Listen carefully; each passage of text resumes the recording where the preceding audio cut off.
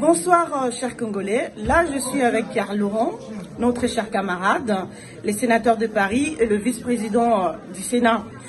J'interpelle Pierre Laurent par rapport à la situation qui se passe à l'est de la République démocratique du Congo et le soutien que montre la France aujourd'hui militairement au Rwanda. Donc, je vais juste écouter Pierre Laurent. Il va nous dire qu'est-ce qu'il en pense et qu'est-ce qu'il fait lui avec les autres camarades qui soutiennent la lutte de Congolais concernant la situation qui se passe à l'est de la République.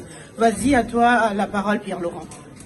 Oui, évidemment, c'est une interpellation que j'entends tout à fait. Nous savons malheureusement que les massacres continuent et continuent de manière très violente.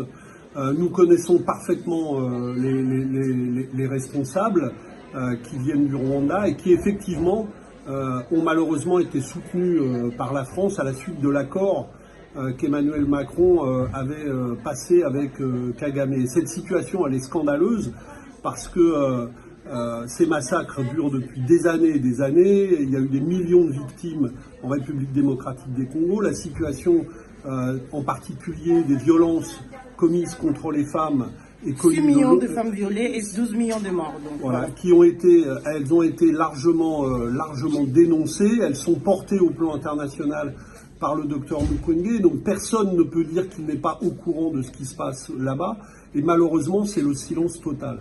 Donc nous essayons, en particulier au Sénat, de porter la voix des Congolais. J'ai eu plusieurs fois l'occasion d'interpeller le gouvernement sur la situation, de poser des questions écrites, de donner la parole au Parlement à des jeunes femmes congolaises qui dénonçaient cette situation. Et je crois qu'il va falloir continuer de nouveau, puisque pour le moment, comme on le sait malheureusement, la situation reste absolument dramatique. Il y a autour de moi il y a le film de Laurent Michel qui est sorti en France qui s'appelle L'Empire du silence et qui aide à dénoncer cette situation. Il y a un livre que la journaliste Françoise Germain-Robin publie pour dénoncer cette situation. Nous allons utiliser toutes ces voix-là pour porter la protestation la plus vive contre le soutien actuel de la France.